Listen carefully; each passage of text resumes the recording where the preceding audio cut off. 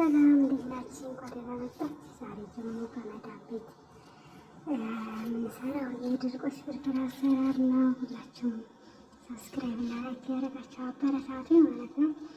ያው ድርቆሽ እንዴት እንዳዘጋጀው ወደኋላ እነግራችኋለሁ።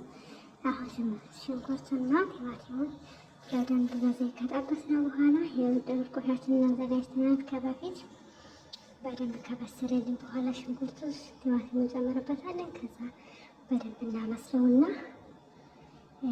በርበሬ እንጨምርበታለን ማለት ነው። ከዛ በደንብ ከበሰለ በኋላ የፈለውን እንጨምርበታለን። ትንሽ ማጅ ካለ እንጨምርበታለን፣ ጾም ካልሆነ ማለት ነው። ከዛ ነጭ ሽንኩርት እንጨምርበታለን። በደንብ ከበሰለ በኋላ እያዘጋጀነውን ድርቆሽ እናመጣና እንደዚህ እንፈረፍረዋለን ማለት ነው። ድርቆሽ እንዴት እንዳዘጋጀሁት ከፈለጋችሁ ደግሞ ልንገራችሁ።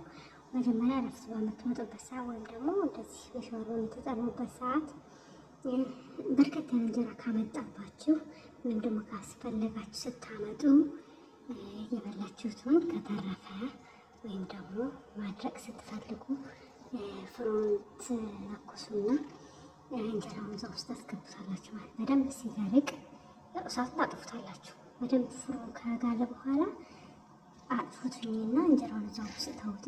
ከዚህ በቃ ከ6-7 ሰዓት በኋላ ከጠፋው ፍሩን ውስጥ በራሱ በሙቀቱ እንደዚህ ደርቆ ታገኙታላችሁ። እንጀራ በምትፈልጉበት ሰዓት መብላት ባትሰኛችሁ ሰዓት እንደዚህ አወጣችሁ ፍርፍራችሁ ትበላላችሁ ማለት ነው። ምግብ የሌለ ቤት ከሆነ ደግሞ የምትሰሩት ይህን በርበሬና እንጀራችሁን በርከት አድርጋችሁ አስመጥታችሁ እንደዚህ ካደረቃችሁ በኋላ ፍሪጅ ውስጥ አስቀምጡት። ምንም ስለማይበላሽ ለብዙ ጊዜ ስለሚቆይ አሁን በጣም ቆይቷል ካመጣሁት። እንደዚህ እንጀራ ስለሌለኝ ነው ማጥቀሻ ያደረኩት። ቂጣ ነው፣ ሆብዝ ነው። እንደዚህ በአማረ ጊዜ ስተዚህ ሲለኝ ምግብ ሲያጣ እንደዚህ ፈርፍሬ ነው የምበላው። እና ሁላችሁም ሰብስክራይብ ላይክ እያደረጋችሁ አበረታቱን። ድርቆሻችን ይሄን ይመስል ነበር እላችኋለሁ። እና በተረፈ ሰብስክራይብ እና ላይክ አድርጉልኝ።